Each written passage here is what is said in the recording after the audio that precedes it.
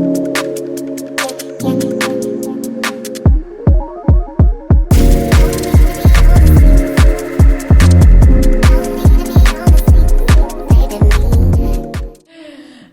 Cheryl, thanks for joining me today on the Diverse Talks podcast. Be great to start with a introduction just from yourself, a bit about who you are, what you've been doing in the world of tech. Thanks, Elysia, for inviting me along today. It's really great to be here. So the short version, I've worked in technology for over 20 years. I've worked in many different streams of technology, from kind of desktop support to project management to engineering, DevOps engineer, so worked across the industry. I work today at AWS, where I lead a team of solutions architects that help our customers use AWS services and adopt compute services. Nice.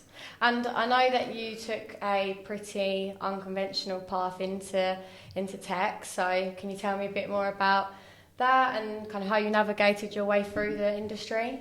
Absolutely. So I left school in 1996. I'm really showing my age now. And when I left school, I wasn't massively academic. So I left without kind of hardly any qualifications, no GCSEs. So I found myself looking for a role, figuring what am I going to do with my life. I took a GNVQ in leisure and tourism because it just seemed like a really great option, and everybody on that course was having great fun, and it was a non-academic course. So I took the GNVQ, and then that led me to working in a leisure centre. So I worked as a receptionist in a leisure centre in London. It didn't take long before I kind of got bored with taking money for classes, and I got a bit curious about the gym side of things. So I put myself forward to take a training course in gym certification and became a gym instructor. Again, a bit of a history, but it doesn't take long for me to get bored of people coming in. I got really disheartened because I'd write programs for them. I'd put so much energy into it, and then I'd never see them again. So my brother at the time was working in a call centre where he worked for Microsoft.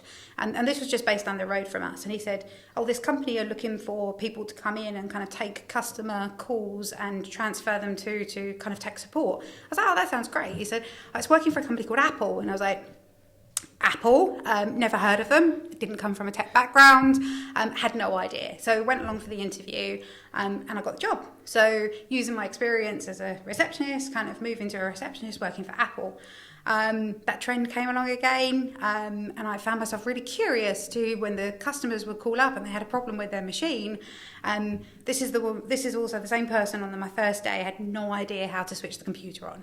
So back in the day, on an Apple, the power button was on the keyboard. So I spent a long time crawling around trying to find where the power button was. And I went from that to I started to try and help people with the calls that they had. So they'd ring up and say, we've got a problem with my Mac, it won't boot, it won't do this.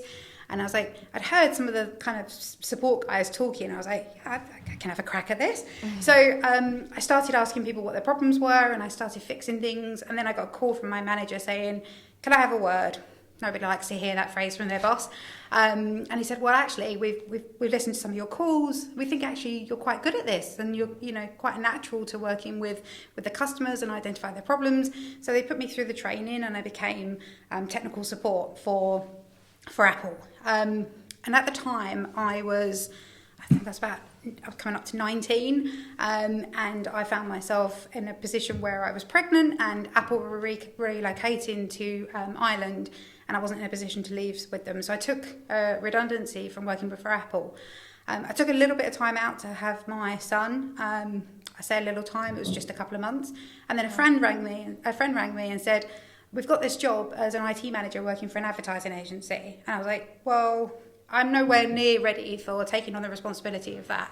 My friend convinced me that it was a great idea to go for the interview. So I went along for the interview, and lo and behold, I got the job. So I worked as an IT manager for an advertising agency. I had no idea what I was doing. I had to learn everything on the job. Luckily, it was only a small agency, but I came across this mail server. I was like, okay, I think I know the principles of this. I can work this out. So, so I kind of took the role as an IT manager, and I think that set the scene for the rest of my career in terms of I've learned on the job, and I've taken roles in different organisations, always taken a challenge, always try to push myself as hard as I can in my next role. If I don't understand or I don't know something, I've kind of learned it. So it took me from the advertising agency to go work for the BBC.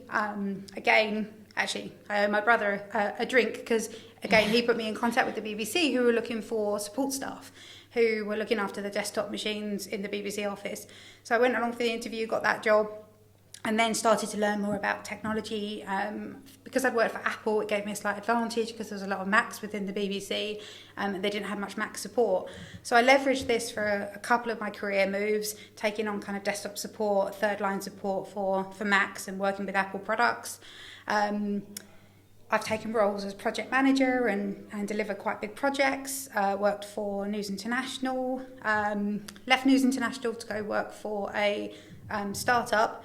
And at that time, hadn't really heard of them, but I knew what kind of social media, and knew where social media was going. So Yammer was an internal social media platform, and I'd rolled out something similar at News International with Chatter.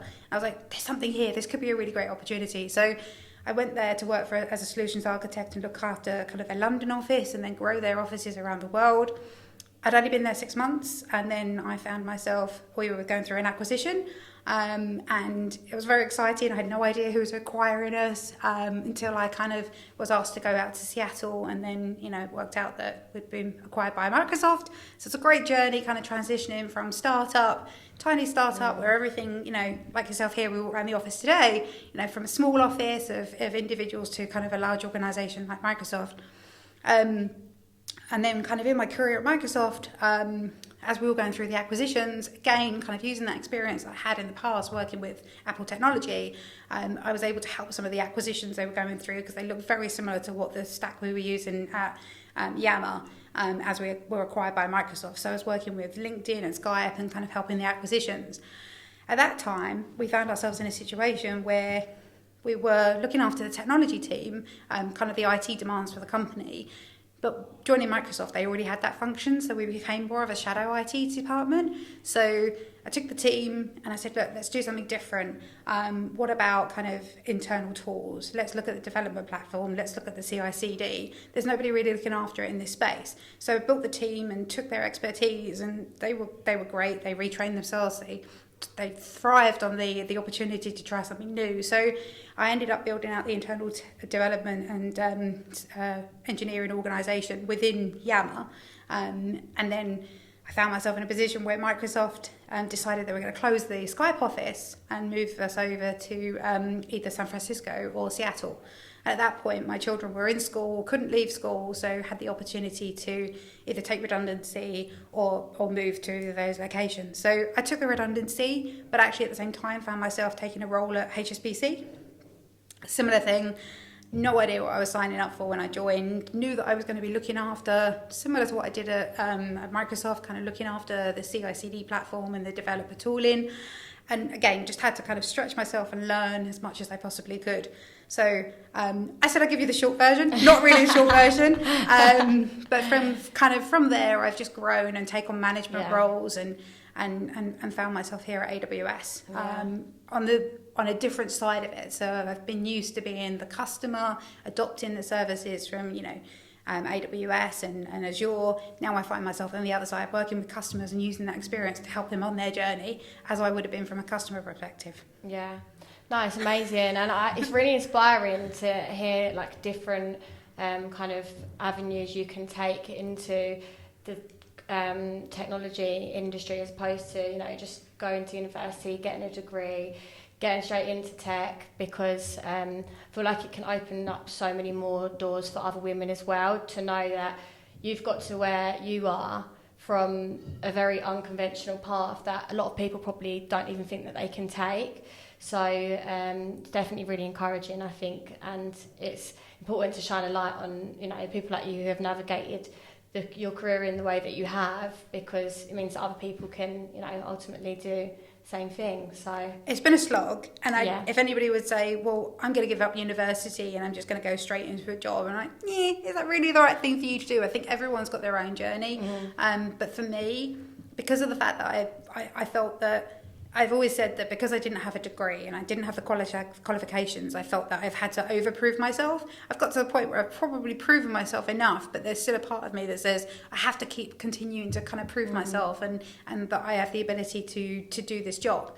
So I would definitely say, like, if anybody was still in education, but I also would like to say that, you know, if you don't go through the regular channels, and there's apprenticeships and there's other programs that you can step into, and I've been a huge supporter of those, because I know that not everyone fits the mold where they can go through kind of academia and come out the other side with the qualifications they need.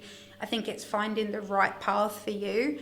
And this was definitely the right path for me. It was difficult, but I've been successful at the end of it. Well, I hope so. But I think it just opens doors for people to think differently and think, do you always have to go through the regular channels, or is there an alternative? And there are so many different alternatives out there. So much so, I wish a lot of that had been available when I was younger. So an apprenticeship would have been great for me. And I helped sponsor the apprenticeship scheme over at Microsoft, helping 16-year-olds that are leaving school that don't want to take the regular routes and they want to get through a different path. And now they're like, you know, 6-7 years on, they're running their own teams, they're directors. Like, I couldn't be prouder of them, because I think it's an amazing opportunity to go in different directions. Yeah. Moving on to the next question. What are some of the common misconceptions or barriers that people face when trying to break into the tech field, and how do you think people can kind of overcome them? I think a lot of people think that you have to have a real technical background to get into a technical role. And I think there's so many variations of roles within technology. It's such a vast field. I was doing a talk a couple of weeks ago, and because of the way the technology trends are evolving, there's so many roles that don't exist today that in 10 years time there'll be twofold the amount of technology roles. And I think you don't have to be an engineer, you don't have to be a software developer. There are other avenues like in technology. I think technology is so organic now, we don't even think about it. The way that we consume our mobile phones, the way that we use our computers, and we use the internet, and we use cloud services, you don't even think about it when you're touching technology. So, like, I speak to my parents, and they're a good example of, they'll probably hate me for this, but they're not the most tech savvy individuals, but I think they're getting there. And I hear, we were talking earlier about COVID. COVID was a huge kind of evolution for tech platforms, because that's how you could communicate. People were using laptops for, like, Zoom calls when they'd never opened a laptop. They were using internet banking because they couldn't get to the banks to do their transactions. So I think technology has evolved, and people kind of use technology so much in their day-to-day life, they don't understand that they can apply those in the industry. And I think being a consumer of those technologies opens doors to a lot of people to work in project management, in product management, kind of in leadership, and also like looking to adopt new skills and thinking, well, actually, do I want to be technical? Do I want to take a technical training course? Do I want to take a AWS certification skill and then get into that role? So I think I spend a lot of time talking to individuals that say, I want to get into technology, but I don't have the right skills. Well, actually, just reflect on the skills that you do have and work out how they could be transferable, because even though that you don't have to be in the code every day, there's alternatives that you can use that experience in the industry. Yeah. So as like a bit of advice, would you say to kind of become like a consumer of the technology before you was to potentially work in the industry? We'll do it anyway, but organically. I mean, everybody owns a mobile phone. Yeah. Most people, have a laptop through work or a personal laptop. We use technology every day. We are the best people, to promote technology. Yeah. And, if you use it, you want to know how you can advance it and, the capabilities. So I think there's so many opportunities in technology to explore. I think if you're thinking of getting into technology, do it. Like, there are, you could be a doc writer, and I'll give you an example. So my son and his fiance, they both studied at university in English Lit degree, and they now both work in tech, but they're using those skills for copy or projects. Or my son actually runs the social media platform for kind of one of my friends that does tech talks. So there's transferable skills that you wouldn't necessarily think that would be valuable in the industry, but they really are. Yeah, definitely. It's interesting.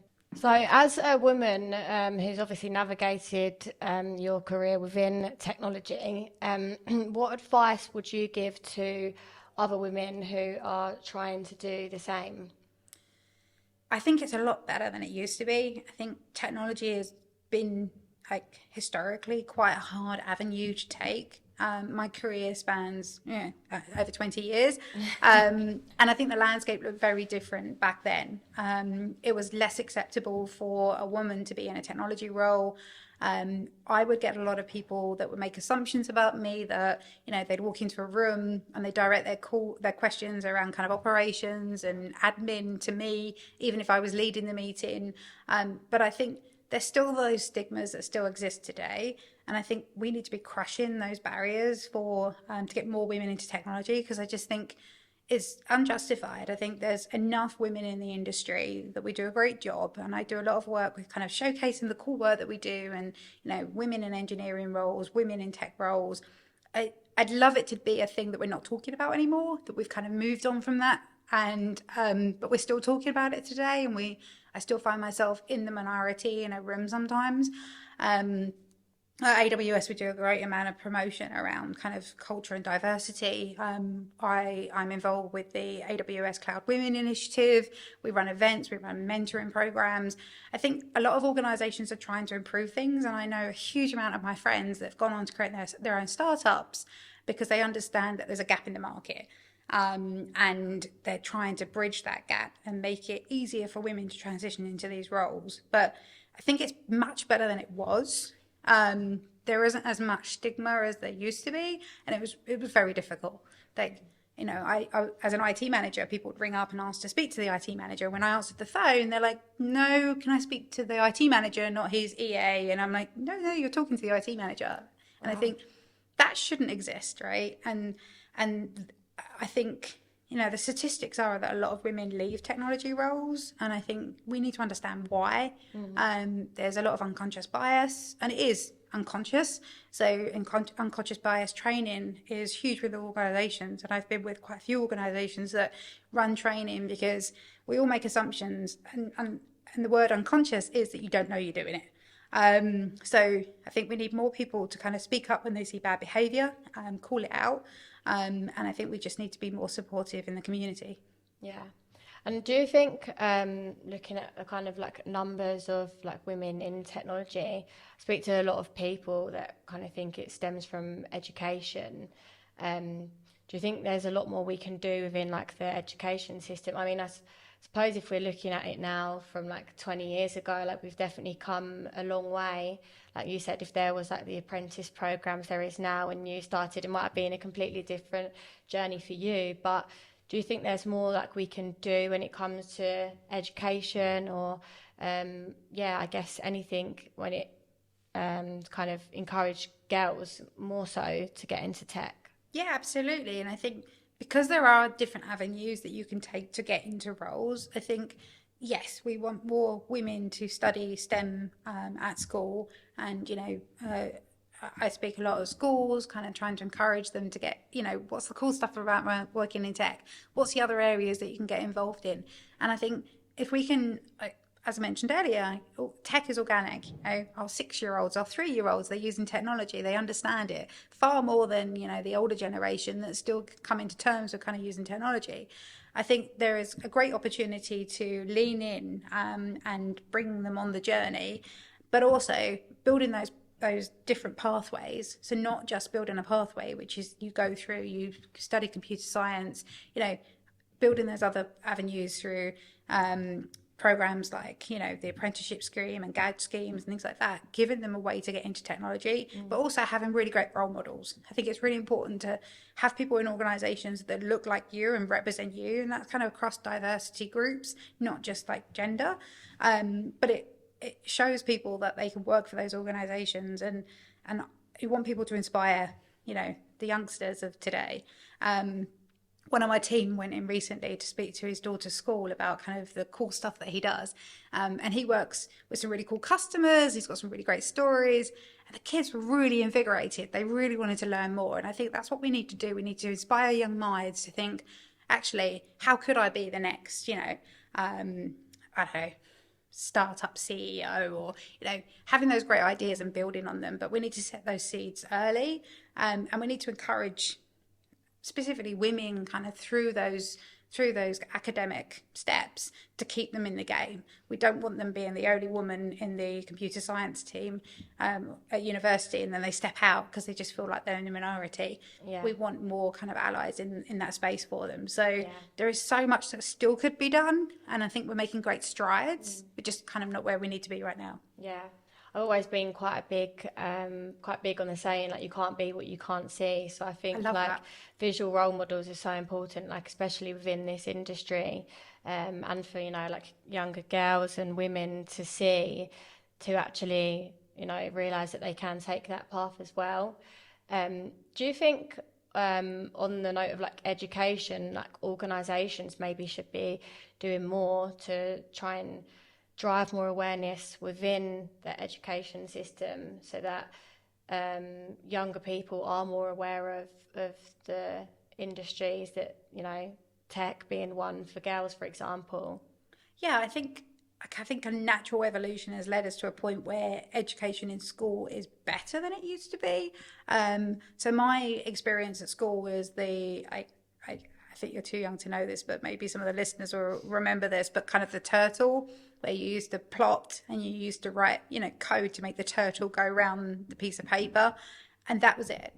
That was the extent of our computer exposure within school. And that was kind of very limited until I left school. But now that seeing my children through their education, my son's just taken his year 10 options, and he has the opportunity to take kind of creative media, which includes like working in technology, working in kind of the cloud and different industries and photography. So they are encapsulating it in the curriculum, but I still think not enough, because I still think that, I know a lot of schools now are kind of, they have the platforms where they have laptops and they do their seminars on laptops, and, universities are catching on to that as well. So I think the evolution is creeping up. But I still think personally, when I look at the education, I think there's still huge gaps with the potential of, what we could be teaching the students of today to build the workplace of the future for, using their experience. And I think we're still missing something there. And I know there's a lot going on in that space to try and bring it into this century, but I think we're still way behind. Yeah, it's interesting, because I think back to like when I was in school, which actually wasn't that long ago. Believe it or not. My age now, thanks. But even when I went to take like my A-levels in sixth form, I was interested in taking computer science, and there wasn't enough people who wanted to do the subject, so they just scrapped it as a subject to take. And you think, like, if there was more awareness within the like system on like the industry and the potential career routes that it can lead to, then I feel like there'd be so much more people that would want to be interested in taking it as a subject, but it wasn't even given as an opportunity for me because not enough people wanted to do it. So yeah, I definitely think like education's a big one. It's got a stigma around it, right? I think computer science and A-levels and degrees, the thought process behind them probably is still quite outdated. And I think that's what we need to educate people on, that having that degree, they've changed the curriculum now. It is different. It does encapsulate a lot more of kind of today's technology. And that's what we need to showcase. Like, what roles are available? How can you kind of be, I don't know, the next Gen AI expert? Like, technology advancements are so exciting. And I think we just need to open people's eyes to that. And then they're more likely to take this type of these courses. So obviously diversity and inclusion in tech is a really hot topic, and it's really important to drive within the industry. But from your perspective and your kind of experience, like, why do you think it's important for people to be driving the DEI? What can organisations do? Why is it important that we drive it and talk about it as much as we do? I think diversity is really important because I think you need a diverse mindset in your workforce, and I think that brings a lot of value. And I think ultimately that is kind of the biggest reason that we need diverse teams. And that is not just gender, but other diversity groups as well. What can we be doing more? Well, I think, from what we spoke about, there's still not enough in the kind of education system. There's still not enough role models for people to aspire to be like. And then people are put off earlier in their career by some of the kind of biases or unconscious biases that happen organically. So I think organizations, are accepting of where we are today. And there's a lot of organizations that are trying to change the landscape by running events and by running mentor programs, by kind of encouraging like different routes into the organization as well, taking those individuals with transferable skills from different areas of the business and transforming them into like the technology sector. But I think there's still a gap in the market, obviously, because we're still talking about it. I'd love to be here 50, 100 years later to see really where we end up. Is it still a topic that we're still talking about? Has it just dissolved? Has it organically just kind of naturally had a progression where we have more diverse teams?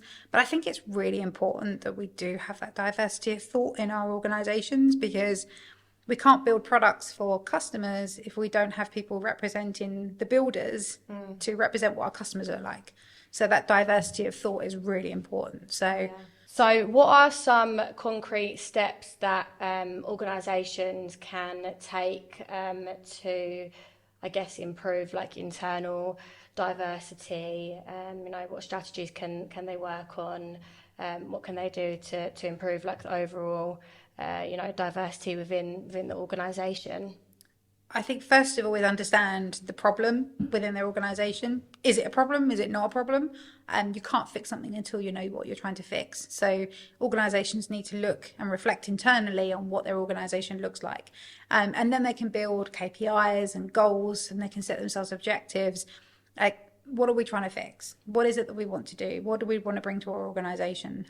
What does that diversity of thought look like to us? What does our workforce look like 10 years on? How do we build pipelines? I think is really important, because you can go out and hire the talent, but also you want to build your own talent. So that's why I talk a lot about kind of apprenticeship schemes and grad programs, and because I think they're really important, because I think we bring in talent and we can grow them and we can shape them to the organizations, and I think that's a really important piece. So understanding what the problem is. Do you have a problem? If you don't, that's great. But also you need to make sure that you keep replenishing kind of your workforce, and you keep that you have a set goal of your percentage of your organization that would cover the diversity groups, and then hold yourself accountable to that. So, and then once you have the organization where you need it to be, is making sure that you have the support for individuals. So building out communities, building out opportunities for people to work together, to support each other, I think is really valuable. It's kind of looking at, once you've built it, what is your retention policy around keeping those individuals in your organisation? Do you have a toxic environment where you're seeing low retention within your teams? What are you going to do about that? How are you going to stamp out their behaviour? How are you going to call out when people are overspoken in a room and people can't voice their opinions? I'd love to think that most organisations are in a great place and they have everything there, but I think you need to bring in the talent, but you need to retain the talent, and you need to support the talent. Yeah, definitely. And in terms of retention, especially for women within the industry, I know you mentioned earlier we see a lot of kind of women leave the industry. What do you think needs to change for women to stay within the industry? I think COVID has actually been a real kind of advantage for us, because it took a lot of organisations to self-reflect and say, do we have the ability to work from home? Because we've got no choice. So there's a couple of large, well-known organisations that were very adverse to flexible working from home, and made it very clear that they didn't want their employees working in that way. COVID came along. They had no choice. They had to distribute. They had to have working from home policies. I talk about technology advancement, there are a lot of organisations that had to react very quickly to how do we get our systems available for our staff online. Schools had to do it. How do we do teaching online? I think it took technology probably forward 20, 30 years. But in terms of we're now, I feel some organisations now that we've got like return to office, obviously a lot of organisations are paying a huge amount of money for their real estate. It's real value of people having been in the office. We spoke about it earlier about people being in the office, having those conversations by the water cooler, having those face-to-face interactions, but not taking it too far so that you're imposing that on everybody to be in 5 days a week. Because if you've got your life in a position where you can drop the kids off at school, then you can jump on and work. Not everybody, some people have schools that they drop the children to, or nurseries, and kind of building in those flexible working. And I think not going back to where we were post-COVID, but actually advancing that and bringing that forward to support, women who are returning back from having children, changing your policies to be more supportive of kind of women. I was talking the other day about what are kind of the big blockers to women returning to work.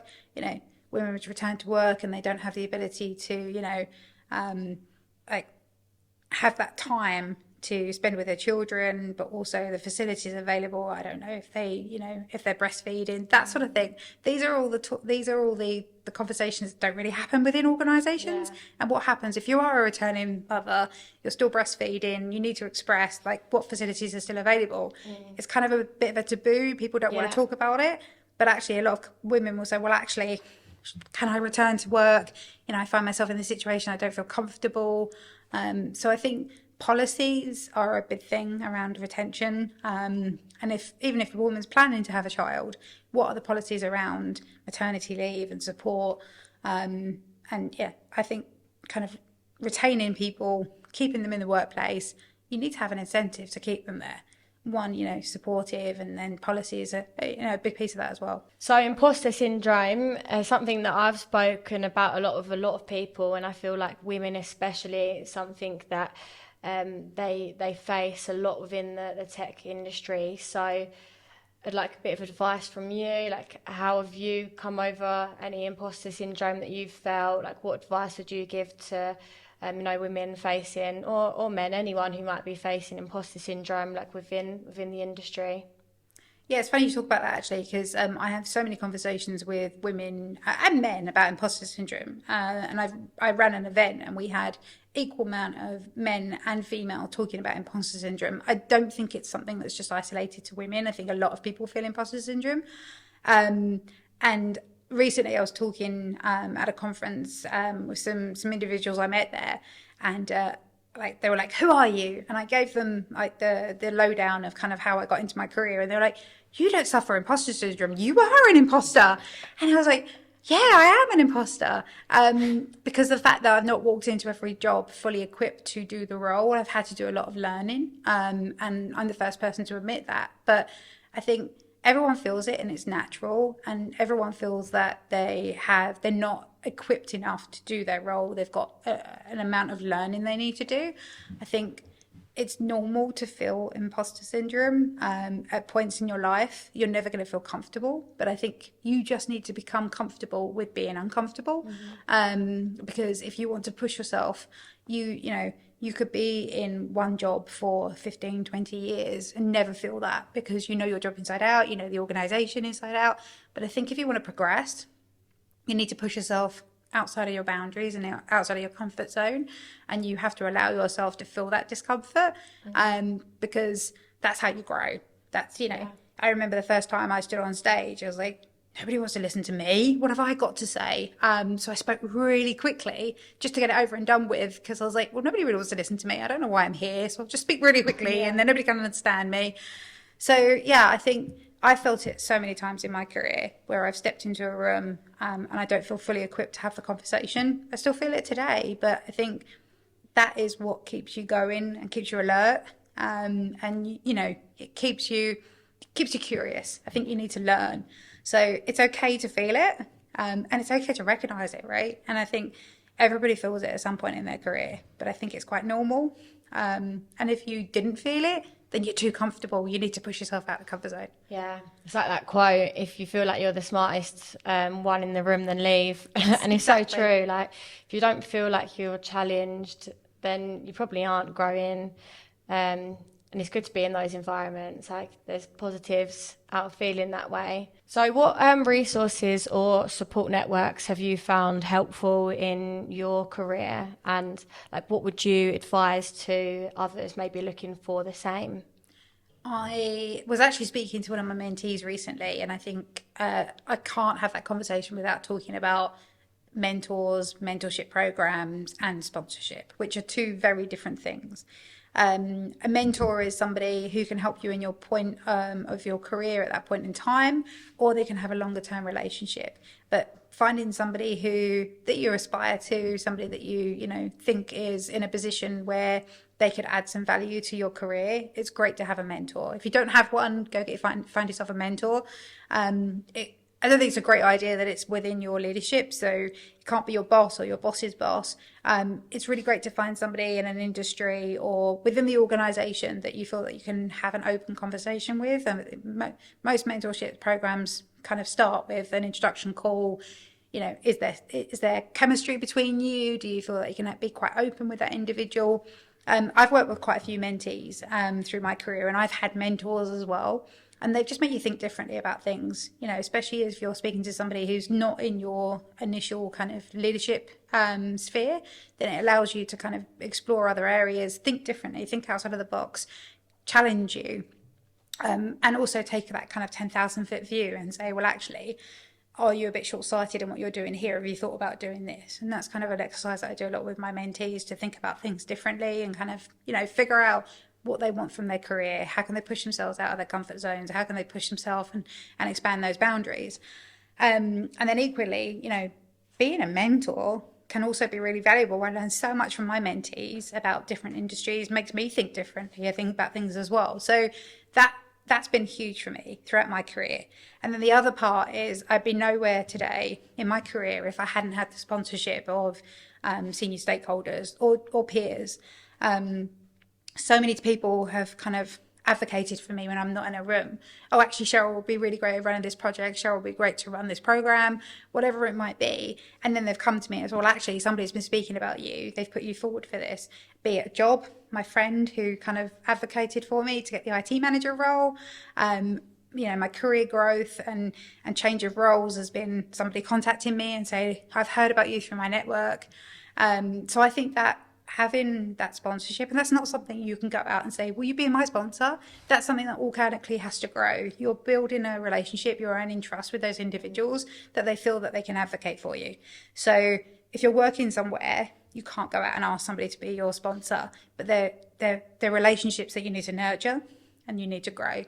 And then the third point is network. So I'm here today because of the women in kind of tech industry and network. So you and I met for an event you did, and I like to keep in contact with people. So I have a huge network on LinkedIn, and I do call on that network for support. If I'm looking for a new role or any support, I know the right type of people to go to and have those conversations. So I think it's really important that you grow, but also nurture and maintain that network as well. A network can't just exist. You have to reach out to people, and it's give and take. You have to give back what you take. So I can't always ask for people to give me things, which is why I spend a lot of time kind of posting on LinkedIn and sharing ideas. So looking ahead, what changes or trends do you see happening like within the tech industry, and how do you think it will have an impact on people's careers, and how can people navigate their way through with the kind of changes that are happening at the moment? I don't think you can have a conversation without talking about Gen AI and the evolution of technology. And I think technology has come a long way, and I've seen so much change and different trends over the last 20 years. I think, generative AI creates a lot more opportunity for specialism and, using large compute services to run kind of a huge amount of data and analytics on data as well, improving, healthcare, improving banking, and building on these technologies to kind of evolve roles, I think is really important. And I think there's a lot of roles, kind of to my point earlier, that don't exist today that will be created by generative AI and kind of how you use the technology to kind of evolve organizations. You've only got to look at COVID. COVID was created kind of using algorithms and machine learning to kind of create the vaccine. So the evolution is happening, and this opens the door for lots of opportunity in that space. And I think the other thing we kind of, and you and I kind of spoke about it earlier, is kind of how do we stop introducing biases? Because at some point, there's still human interaction. And we talked about biases earlier. And how do we help introduce that into generative AI? Because we want to remove those biases. So I think there's a huge amount of opportunity for roles in the future and growth in technology. That will be the biggest trend that we'll see in our lifetime, and how we evolutionize. I think it's fantastic what we're doing with life sciences, how we're building cures for cancer and COVID. Without technology, we wouldn't be able to do any of this. And how we're using the technology to do that, I find fascinating. Thank you so much for getting involved today and speaking on the podcast. You've been amazing and really insightful. Definitely learned a lot, and it's really inspiring to see women like you in the industry, and how passionate you are about driving diversity, inclusion, all the advice you have, and everything that you can share is always really appreciated. So thanks, Elysia, for inviting me along today. Thank you so much, and